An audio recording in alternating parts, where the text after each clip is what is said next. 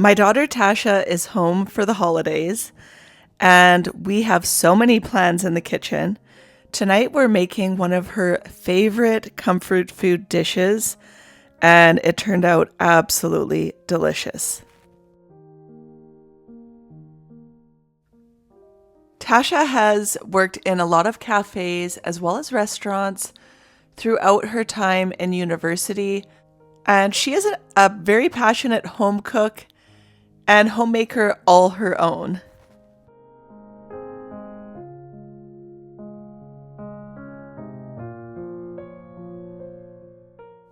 I haven't seen her for an entire year, but we do talk to each other every single Sunday, and we have so much in common, and we're always interested in the same things.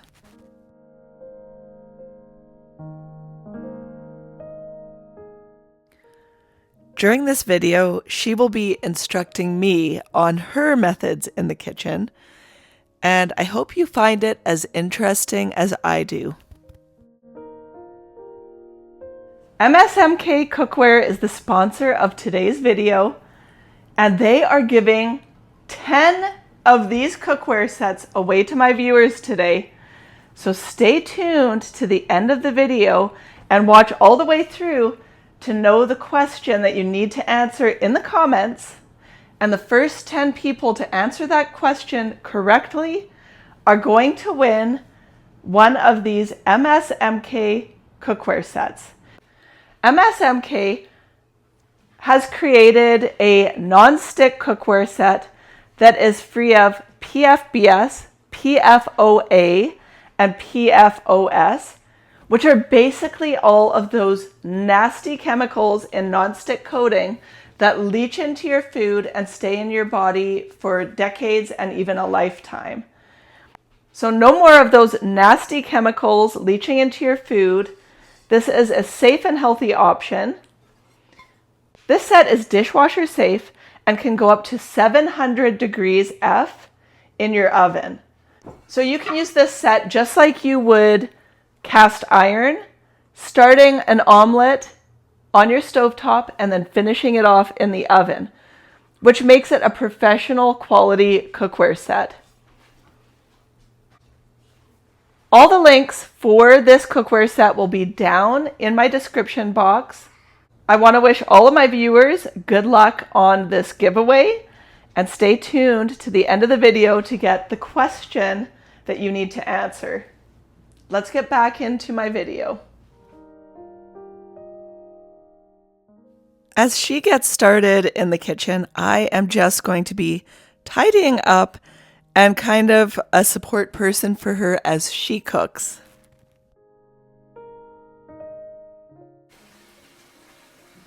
She's getting started by salting some water in the pot for the macaroni noodles, and she's making a bechamel sauce.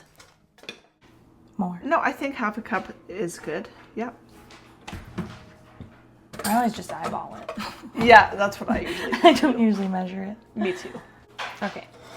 And then I'll put it on like medium heat for a little bit to melt it. So you got the garlic and the butter. Yes. And now I'm going to chop the onions while that starts. Okay. Tasha lives in Victoria and she attends farmers markets all the time. And so it's a real treat for her to come home and use some farm fresh produce. This is a shallot that we grew on the farm.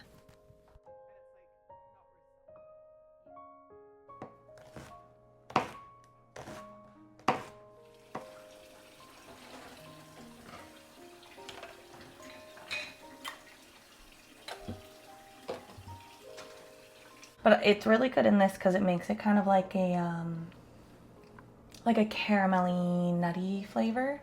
I feel like that goes well with like the nutmeg. Yeah. And the pumpkin. She's working on browning this butter with this garlic. And in the meantime, she chopped the shallot and she's grating the cheese. And you'll see her step-by-step process here. What do we want to put this in? Do you want to use... To be buttered with all the sauce in it? It's not going to stick. I never butter, like I don't butter my cast iron when I put it in. You don't? No. Oh, okay. Oh, but this is all part of the process, right? So what does swirling do? It just keeps it moving so that like doesn't burn. Because I have garlic in here too. Okay. So you don't want it to burn. But you can see it's like starting to get golden at the bottom. Yeah. So I'm not going to brown it as much as I could because I'm going to put the shallots in there too and let them boil in there for a little bit with some salt. Okay. So this is probably at the point where you can see that it's like a caramelly brown color at the bottom underneath where the foam is. So I'm going to put the shallots in now and add some salt because why do you put the garlic in while you're browning it? Won't that burn the garlic? No, it like infuses the garlic into it because you're doing it at a low temperature. So the garlic's not going to burn. Okay. It hasn't burnt. And then I'll add the shallots in, and then this will be our first round of salt. Round of salt, really? Yes, because I learned when I worked at a French restaurant that the way to make delicious, flavorful food is to add salt multiple times throughout the cooking process. Really? Because salt added while cooking versus salt added at the end tastes different. So what French restaurant are you talking about? The one I worked at in Belfast. Right. It's also where I learned to make really good steak. All of your time working at these cafes and restaurants has really equipped you in the kitchen to be able to make all of these awesome meals. Yes, I would say so. Okay, so you're adding the salt now. A tablespoonish. Okay. Oh, and my water is ready for the pasta. Excellent. We can do it because it'd be nice to have some leftovers for lunch tomorrow. Yeah, we just don't know if it's all going to fit in there, but... Even if it doesn't, like the stuff that doesn't fit can be put into a container and that's what will be leftovers tomorrow. Yeah, and you can always make it into like a macaroni salad or something if you have extra. I don't think you'd want it as macaroni salad. Oh, you mean the pasta itself? Just the pasta. I always mix the pasta and the sauce ahead of time. Okay. But yeah, now look how like caramelly colored. Oh. Very nice. Mm-hmm. The lasagna with the red wine. You said you didn't like the red wine in the pasta. I think you're wrong. Probably. I think you just didn't make it very well. It's the first time. Yeah, I think I can change your mind is my main point. Yes. Because I really like it. I think it's really yummy. And I've made it for lots of people and they all think it's really yummy, so. Yeah, I'm sure it is. Like caramelly colored. So what we're gonna have to do is kind of like write down your recipe. Yeah, I can write it down. Yeah, I think it'll be good. And then it's always really pretty because the pumpkin turns it like a beautiful orange color. Yeah. And it's just so good. It's just the perfect autumn winter meal. It's gonna be so good. I can't wait. I'm excited. One of the ways that I have experimented with making like mac and cheese, like casserole kind of, is just doing a white sauce, but like kind of like a lasagna, how you layer the sauce and cheese. Mm-hmm. That's what I did. Like I layered the macaroni noodles with the sauce, then a layer of cheese, then the noodles and sauce, and then cheese, and then the crumb topping, and it did turn out really good. Yeah. I don't usually layer it, but it's all the same stuff because I'm making like a béchamel white sauce. I add the cheese to the sauce. Yeah. But then I'll add more on top. And then if you can do the bread crumble topping, then it's like the should we do it? Crispy topping is really yummy. Should we do it? I don't even know if I have breadcrumbs. I do have breadcrumbs. Oh, perfect. How fun. Oh, these are perfect. Yeah. Yeah. Okay, so we'll sprinkle these on top. Maybe a little powdering of nutmeg extra on top. Yeah. I have whole nutmeg too. Yeah, we can grate it on. Yeah. Golden. Okay, so these are getting close. How can you tell? The color. It's getting to be like a golden. The butter or the The shallots? Both. Okay. But mostly the butter, because we're making a bechamel. So you want the butter to... So you learned how to make a proper bechamel at the French restaurant? No, I knew how to make a bechamel before that. Oh, okay. I always made white sauce. Oh. Like, I just never browned it like that. yeah, the browning is something that I only tried like this year. Oh. Because I was making like brown butter brownies, and I was like, oh, you can brown butter for sweet recipes, like why not try it for savory recipes? Yeah. This is really the only savory recipe I do it with, but it's turned out really well every time I've done it, so I might start doing it even more. Caught that in the nick of time. Yes. So I would say that this is like kind of the goldeny color that you're looking for, and you can see there's still like plenty of butter in addition to... And the onions have kind of taken up a lot more space in there. Yeah, and so now it's like this Thickened. butter has been infused with the garlic and onion, so it'll carry more flavor, especially since we added the salt. Yeah. The salt, it won't taste like salt, it'll taste like garlic and onions. Like, that's why you add it first, because it like intensifies any of the flavors that you're adding while you're cooking. Okay. So now I'll add some flour. Okay. To thicken the bechamel. Right over there. Perfect. Butter. So I'll use probably just under a half a cup of Yeah, like flour. slightly less. Slightly less, yeah. Because you want it to cook. And But not I just added a little bit at a time and then stir it in, because sometimes you can make it too thick and then you end up with like a gloopy bechamel sauce.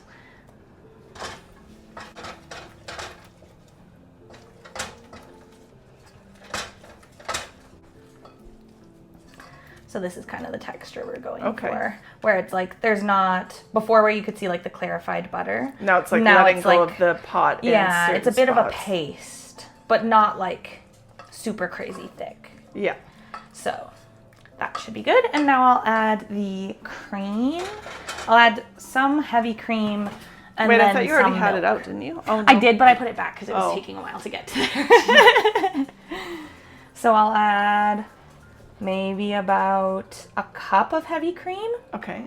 And then add some milk just to make like more volume, basically. Okay. If you did all cream, it'd be delicious, but it'd be super, super thick. Right. So I like to add some milk because it makes it a little thinner. And then also I'm making it for quite a lot of people, so that'll like stretch the sauce further. On our game nights, it's usually 6 of us, so I'm used to cooking for that many people. But yeah, so that adds like a bit of salty pasta water. And that should be good. Yeah. So still just waiting for the sauce to thicken. I feel like age really isn't a factor, and I am learning so much from my daughter in the kitchen.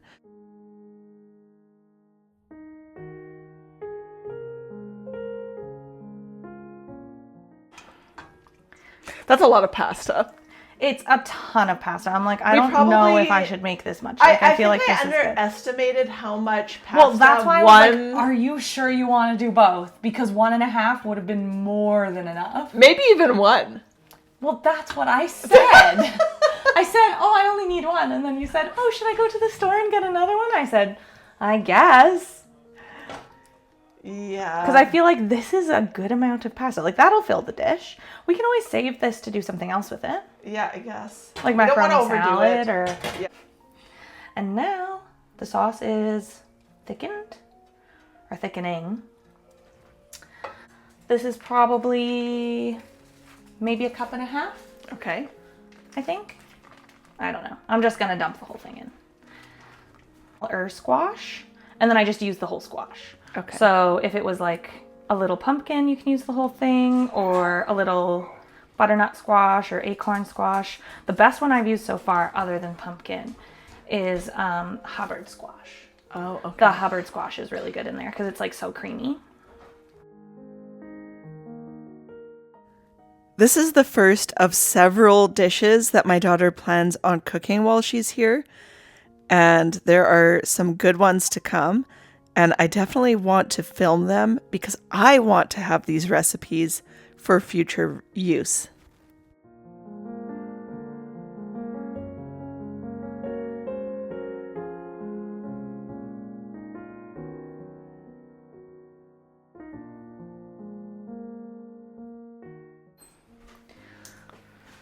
Nutmeg's so strong, so I don't want to add too much. Yeah. So I'm going to add, this is probably double what I normally make. And usually I'll add a 1/4 teaspoon to my sauce. I'm gonna still start with a 1/4 teaspoon, I think. Maybe a heaping 1/4 teaspoon. Like that. Yeah, and that's then, quite a bit. Yeah, and then I will taste it, and if we need more, then I'll add more. How is it? More nutmeg. Really? Yeah, because this is so much sauce. You made me use a huge pot, too. Usually make that for 2 people, though. Well, usually I'm making it for 4. Or you make that when you have guests. You want the noodles to be slightly undercooked because they will absorb some of the sauce. And she's now adding the sauce to the noodles. And then this is going to go in the oven and get baked. And the pumpkin not only adds color, but adds nutritional value and flavor, of course. And this is just such a comforting family dish.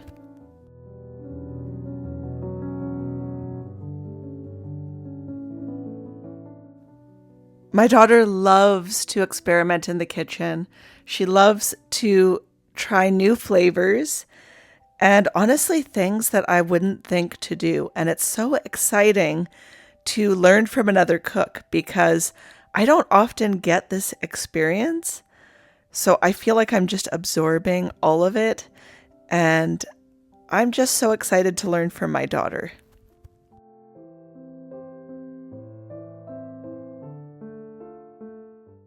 This has been topped with cheese and now is being sprinkled with breadcrumbs, and it's going into the oven.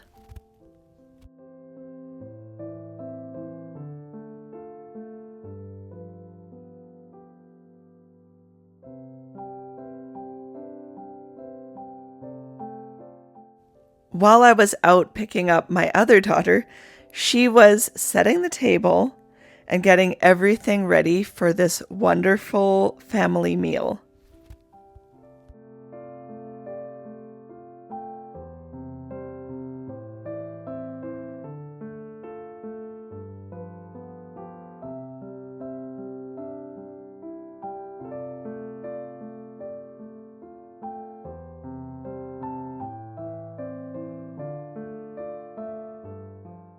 Last year at Christmas, I actually got very sick, and I was so lucky to have my daughter because she loves cooking so much, and she took care of most of the meals while I was recovering from sickness. And I'm just so glad that this year I haven't gotten sick at all throughout this entire fall and winter season.